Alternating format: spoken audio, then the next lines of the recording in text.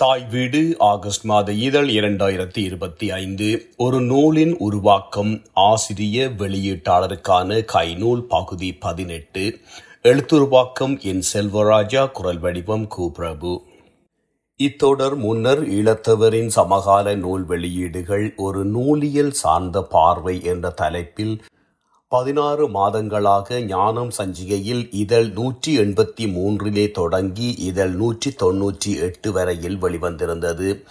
August 2015 முதல் November 2016 வரையில் இடம்பெற்ற இத்தொடர் ஈழத்தின் தமிழ் எழுத்தாளர்களுக்கிடையே நூலொன்றை ஒழுங்குபடுத்தும் முறை பற்றிய பல்வேறு தகவல்களை தருகின்றது. எம்மவரால் வெளியிடப்பெற்ற நூல்கள் பற்றிய தகவல்களை உதாரணமாக விளக்கங்களுடன் முன்வைக்கும் இந்நூலியல் துறையில் முன்னோடியாக ஒரு சிந்தனை பாதையினை அமைத்திருந்தது. இத்தொடரினை தொடர்ந்து ஈழத்து தமிழ் வெளியீட்டு தளத்திலே 2 நூல்களின் வருகையை காண முடிந்தது. இவை இந்நூலில் பேசும் விடயத்தை வெவ்வேறு கோணங்களிலே வாசகர்களிடம் கொண்டு வந்து சேர்த்தன. எனது கட்டுரை தொடரின் இறுதிக்கட்டத்தை நெருங்கியிருக்கின்றேன். கடந்த 17 இதழ்களில் தொடர்ச்சியாக வாசித்து முடித்திருக்கும் உங்களுக்கு அவ்விரு நூல்களையும் வாசிக்கும் ஆர்வம் ஏற்படக்கூடும். நூலொன்றை ஒழுங்குபடுத்தும் முறை என்ற முதலாவது நூல் இலங்கை தேசிய நூலக ஆவணவாக்கல் சேவைகள் சபையின் வெளியீடாகும். முதலாவது பதிப்பு 2016 வெளிவந்திருந்தது. 8, 9 தொடக்கம் 39 பக்கம். விலை ரூபாய் 150. அளவு 21 தர 14 சதம மீட்டர். ISBN 978-955-7544-08. நூலொன்றின் ஆரம்ப பக்கங்கள், உள்ளடக்கம், அதை தொடர்ந்து வரும் பக்கங்கள் போன்றவற்றை ஒழுங்குபடுத்துவதற்கான ஒரு சுருக்க வழிகாட்டியாக இதனை எழுதியிருக்கின்றார்கள். ஒரு தேசிய நூலகம் என்ற வகையிலே இவ்வமைப்பு வழங்கும் ஆலோசனைகள் வெளியீட்டாளர்களால் கருத்துக்கெடுக்கப்பட வேண்டியுள்ளது என்பதை மறுப்பதற்கு இல்லை. ஆரம்ப பக்கங்கள், உள்ளடக்க பகுதி, பின்னிணைப்பு பக்கங்கள், எழுத்துக்களின் அளவு, பக்கங்களுக்கு இலக்கமிடல், வெளிப்புற அட்டை தயாரித்தல் ஆகிய 6 பிரதான இயல்களில் இந்நூல் விளக்கப்படுகிறது. தேசிய நூலக ஆவணவாக்கல் சேவைகள் சபையின் நிதியுதவியுடன் தமது நூலை அச்சிட்டு வெளியிட விரும்பும் எமது தமிழ் படைப்பாளிகள் கைகளிலே இந்த கைநூல் இருப்பது நல்லது. இந்நூல் தேசிய நூலக நூல் விற்பனை நிலையத்தில் விற்பனைக்கு உள்ளது. தேசிய நூலக ஆவணவாக்கல் சேவைகள் சபை, தேசிய நூலகம் விண்ணப்பங்களின் மூலம் இலங்கை படைப்பாளர்களின் கையெழுத்து பிரதிகளை பெற்று பார்வையிட்டு அவர்கள் தேர்ந்தெடுக்கும் நூல்களின் அச்சீட்டு செலவின் கணிசமான பங்கை படைப்பாளிகளுக்கு வழங்குகின்றது. இதனால் தென்னிலங்கை தமிழ் படைப்பாளிகள் பலர் தொடர்ந்து நன்மை அடைந்து வருகின்றார்கள். வடகிழக்கிலே உள்ள எழுத்தாளர்களின் ஒரு சிலரின் நூல்கள் இத்திட்டத்தின் கீழ் உள்வாங்கப்பட்டுள்ளன. கையெழுத்து படிகளை அனுப்பும் படைப்பாளிகளின் நன்மை கருதி தேசிய நூலக ஆவணவாக்கல் சேவைகள் சபையினர் கையெழுத்து பிரதியை எவ்வாறு தம்மிடம் சமர்ப்பிக்க வேண்டுமென்ற சில சிறப்பு நடைமுறைகளை இக்கைநூலில் குறிப்பிட்டுள்ளார்கள். அதனை சுருக்கமாக இங்கே தருகின்றேன். நூலுக்கு உபதலைப்பு அல்லது சமாந்தர நூல் தலைப்பு, ஹாஃப் டைட்டில் பேஜ் இருந்தால் அதை நூலின் பிரதான தலைப்பு பக்கத்திலே இருந்து இலகுவாக வேறுபடுத்தி இனங்கண்டு கொள்ளத்தக்க வகையிலே அச்சிட வேண்டும் என்கின்றார்கள். இப்பக்கத்தின் நடுப்பகுதியில் ஓரளவு உயரத்திலே நூலின் தலைப்பை குறிப்பிடுமாறும், மேலிருந்து கீழ் நோக்கியோ கீழிருந்து மேல் நோக்கியோ நூலின் தலைப்பினை குறிப்பிடக்கூடாது என்கின்றார்கள். இந்த உபதலைப்பின் பின்புறத்தில் குறிப்பிட்ட நூலின் ஆசிரியரது பிற நூல்கள், ஆசிரியரின் ஏனைய நூல்கள் என்ற தலைப்பின் கீழ் வெளியீட்டு ஆண்டு, கால ஒழுங்கிலே நூல் தலைப்பு, வெளியிட்ட ஆண்டு ஆகிய தகவல்களை குறிப்பிட வேண்டும் என்கின்றார்கள். இப்பக்கத்தை நூலாசிரியர் பக்கம் அல்லது விளம்பர பக்கம் என்று குறிப்பிடுகின்றார்கள். தேசிய நூலக அனுசரணையுடன் அந்நூல் வெளியிடப்பட்டிருந்தால் தலைப்பு பக்கத்தின் பின்பக்கத்தில் வேர்சோ பேச்சில் கீழ்கண்டவாறு 10 பாயிண்ட் அளவுள்ள எழுத்திலே குறிப்பிடப்பட வேண்டும் என்கின்றார்கள். இந்நூலானது தேசிய நூலக ஆவணவாக்கல் சேவைகள் சபையின் அனுசரணையுடன் வெளியிடப்பட்டதாகும். இதன் உள்ளடக்கமானது சபையின் எண்ண கருத்தை எடுத்து காட்டுவதாக அமையாது என்பதை கவனத்தில் கொள்ளவும். நூலின் ஒரு பகுதியை பிரதி பண்ணுவதை கட்டுப்படுத்துவது தொடர்பான விபரத்தை இப்பக்கத்தில் குறிப்பிடும்படி கோரும் தேசிய நூலக ஆவணவாக்கல் சேவைகள் சபையினர் அதனை 6.8 எழுத்துருவிலே கீழ்க்கண்டவாறு குறிப்பிட கோருகின்றார்கள். இந்நூலின் பதிப்புரிமை நூலாசிரியரை சார்ந்ததாகும். நூலாசிரியரின் எழுத்து மூல அனுமதியை பெறாமல் இதில் எதையும் எந்த முறையிலும் பிரதி பண்ணுதல் தண்டனைக்குரிய குற்றமாகும். ISBN இலக்கம் குறிப்பிடப்படும் பொழுது அது 12 எழுத்துக்கள் நூலின் பின்னட்டையிலே வலதுபுறத்தில் கீழிருந்து 1 அங்குல உயரத்திலே பதிவு செய்யப்படுவதுடன் வேர்சோ பக்கத்திலும் 12 எழுத்துக்களிலே குறிப்பிடப்பட வேண்டும் என்கின்றார்கள். நூலின் வேர்சோ பக்கத்தில் இடம்பெறும் பட்டியல் அட்டையை தேசிய நூலக ஆவணவாக்க சேவைகள் சபையின் பட்டியலாக பிரிவிலே பெற்று பதிவு செய்யலாம் என்கின்றனர். இத்தகவலை 8x4 சதமீட்டர் அளவில் அமைந்த பெட்டிக்குள் 8 அளவிலான எழுத்துருவிலே அச்சிட வேண்டும் என்கின்றனர். நூலின் விடயங்கள் என்ன ஒழுங்கில் அச்சிடப்பட வேண்டும் என்பதை இந்நூலின் அவர்கள் குறிப்பிட்டுள்ளனர். அவ்வகையிலே சமர்ப்பணம் சுருக்கமாகவும் எளிமையாகவும் எடுத்து காட்டப்பட வேண்டும். இப்பக்கத்தில் வேறு விவரங்களை குறிப்பிடலாகாது.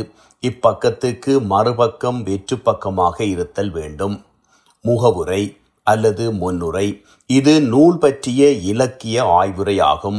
இதை நூலாசிரியரின் வேண்டுகோளுக்கு இணங்க அத்துறையில் குறிப்பிடத்தக்க துறைசார் அறிஞர் ஒருவர் எழுதியிருப்பார். முகவுரை எழுதிய நபரின் பெயர், முகவரி, திகதி போன்றவற்றை முகவுரையின் இறுதியிலே குறிப்பிடப்பட வேண்டும். தேவை ஏற்படின் மின்னஞ்சல் முகவரி மற்றும் இணையதளத்தையும் குறிப்பிடலாம். அறிமுகம் இது நூலாசிரியர், பதிப்பாசிரியர், மொழிபெயர்ப்பாளர் அல்லது தொகுப்பாசிரியரால் எழுதப்படுவதுடன் நூலை எழுதுவதற்கு பின்புலமாக அமைந்த விடயம் மற்றும் அதற்கு உதவிய நபர்கள் பற்றிய விவரங்கள் இதில் உள்ளடக்கப்படும். அறிமுகம் ஒரு பக்கத்திலோ அல்லது 2 பக்கங்களிலோ அமைவது பொருத்தமாக இருக்கும். பொருளடக்கம் முன்னுரை, அறிமுகம் மற்றும் ஏனைய அத்தியாயங்களின் தலைப்பு மற்றும் அவற்றின் பக்க இலக்கங்கள் என்பன இங்கு குறிப்பிடப்படும். பிரதான அத்தியாயம், உப அத்தியாயம் போன்றவற்றை விவரமாக பொருளடக்க பக்கத்திலே காட்டுவது மிகவும் பொருத்தமானது என்கின்றனர். தேசப்படங்கள், புகைப்படங்கள், வரைபடங்கள் போன்றவற்றை பக்க எண்களுடன் புறம்பாக பொருளடக்க பக்கத்திலே குறிப்பிடப்பட வேண்டும் என்கின்றனர். தேசிய நூலக ஆவணவாக்க சேவைகள் சபையில் இந்நூலின் பக்க வடிவமைப்பு பற்றியும் பக்கங்களின் எண்ணிடல் பற்றியும் பக்கத்தின் கரைகளிலே நீள அகலம் பற்றியும் சில வரையறைகளை குறிப்பிட்டுள்ளனர். இவை யாவும் தமது அனுசரணையுடன் வெளியிடப்படும் நூல்களுக்கு விதிக்கப்பட்ட வரைமுறையாக குறிப்பிடுகின்றனர். ஒரு நூலின் மகத்துவம். தரமான நூலொன்றை ஒழுங்கமைப்பதற்கான வழிமுறைகள் என்ற தலைப்பில் புஷ்பகுமார விதானகே என்பவர் சிங்கள மொழி மூலம் வெளியிட்டுள்ள நூலினை லரீனா அப்துல்ஹக் அவர்கள் தமிழாக்கம் செய்திருக்கின்றார்கள்.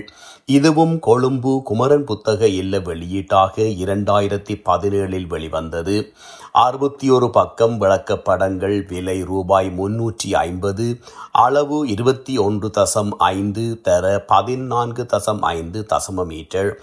ISBN 97859595695697.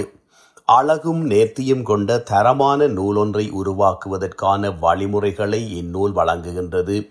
நூலின் முதற் பக்கங்கள், நூலின் உள்ளடக்கம், நூலின் பின்பக்கங்கள், நூலின் கட்டமைப்பு ஆகிய 4 அத்தியாயங்களை கொண்ட இந்நூலின் முதலாவது அத்தியாயம் நூலொன்றின் முன் பக்கங்களில் இடம்பெற வேண்டிய அம்சங்கள் தொடர்பாகவும், 2வது அத்தியாயம் நூலின் உள்ளடக்கத்தின் தரத்தினை நிர்ணயிப்பதில் கவனத்தில் கொள்ள வேண்டிய அம்சங்கள் குறித்தும் வாசகருக்கு தெளிவான தேவையான வழிகாட்டல்களை பெற்றுத் தருகின்றது.